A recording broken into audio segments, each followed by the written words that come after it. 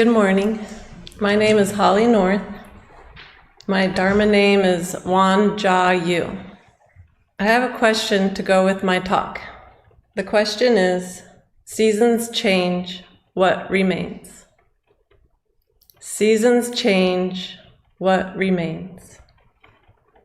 A famous quote from the Greek philosopher Heraclitus is, "Change is the only constant in life."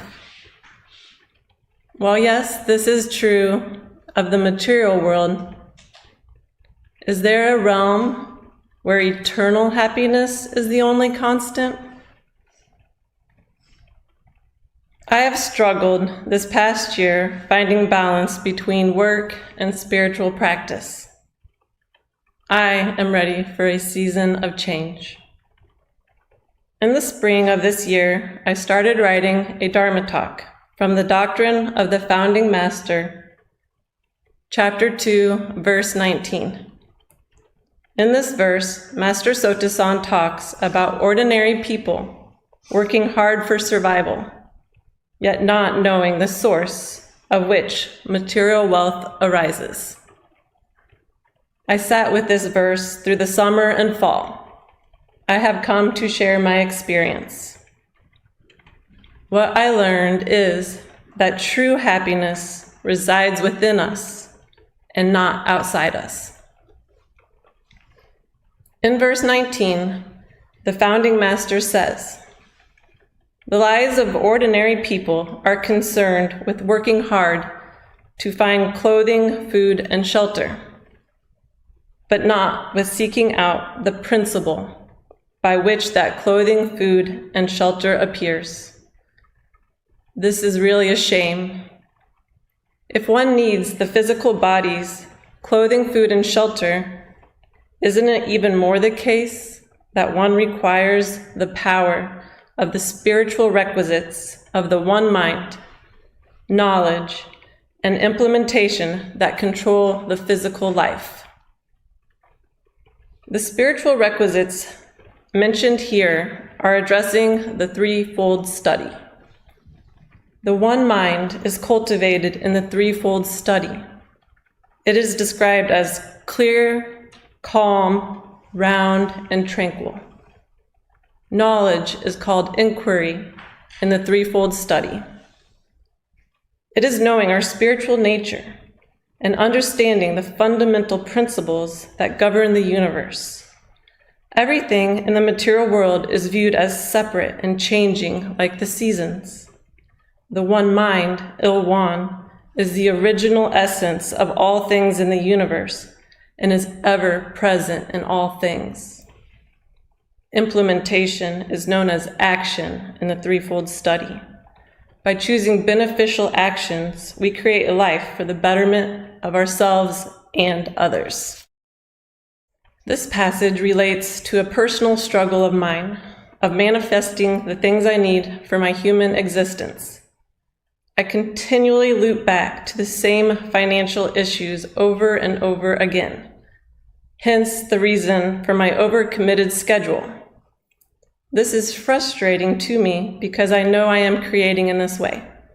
I now understand that I have been putting my focus in the wrong direction. I was looking outside of myself instead of within. When Reverend Wang Gang and I talked in the spring, I expressed my difficulties with this passage. She said that true wealth is being content.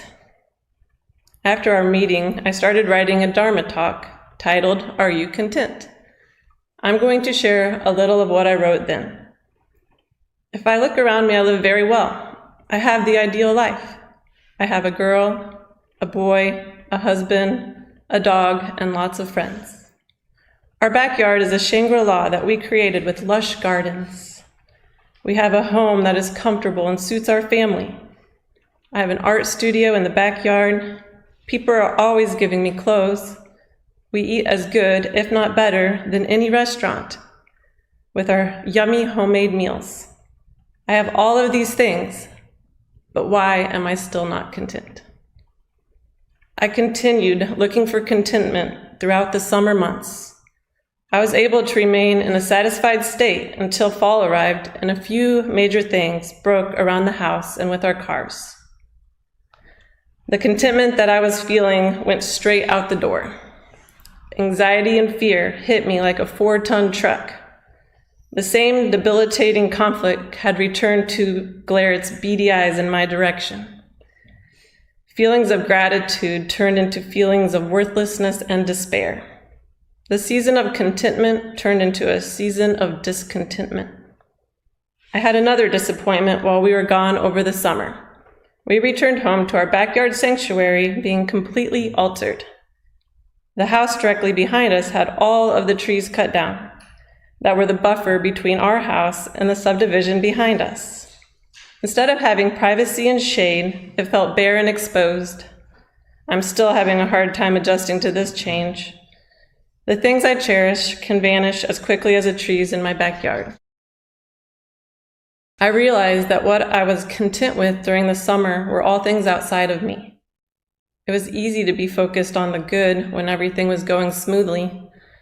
Material wealth can be stripped from us in an instant, and all we have can disappear like leaves from the trees in fall. Master Sotasan states in Chapter 8, Buddhahood, verse 15, "Moreover, worldly happiness eventually must come to an end. The impartial law laid down by heaven is that what comes will go. What is prosperous will decline, and what is born will die. Even if a person possesses the most wealth, honor, fame, and reputation under heaven, no one has the power to resist old age, sickness, and death. When one's physical body finally dies, one's spouse and children, property and position, and indeed everything in which one previously invested all one's efforts and desires, will scatter like floating clouds. However, since the happiness of heaven is originally recognized and achieved through the formless mind, that happiness will never change, even if you change bodies." Did you hear that? The happiness of the formless mind never changes. I believe Reverend Won Gong gave me good advice. Being content is true wealth. What I'm learning is that I need to find contentment within myself by seeing the one mind, the formless mind, which is my true nature. What remains when the seasons change? This winter, I plan to focus on true wealth. I have been adjusting my schedule to make this possible. I signed up for a week-long meditation retreat at the Won Dharma Center at the end of January.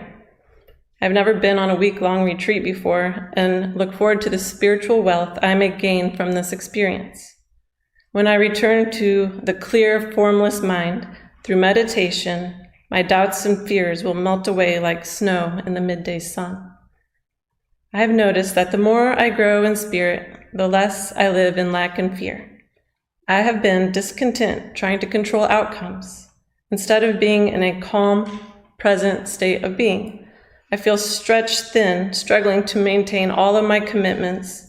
Working hard has taken the place of my spiritual practice over this past year. In this changing season of my life journey, I plan to cultivate a well-rounded spirit by making more space for my spiritual practice. I know that all I need will be provided for when I trust in the eternal force. I will continue to be grateful for my blessings. The big difference is what I plan to focus on. I plan to grow in my spiritual focus and remain in this awareness while I conduct my daily life. We are on this path together.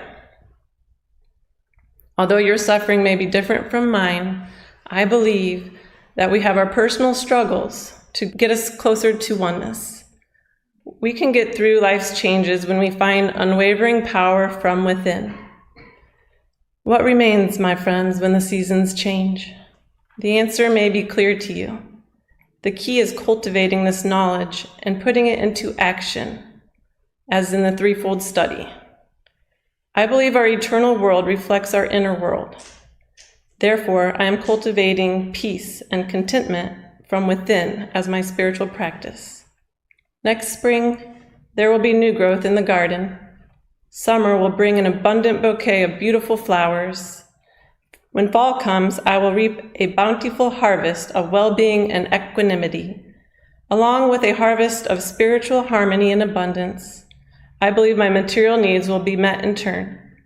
When the seasons change, eternal peace and happiness will remain.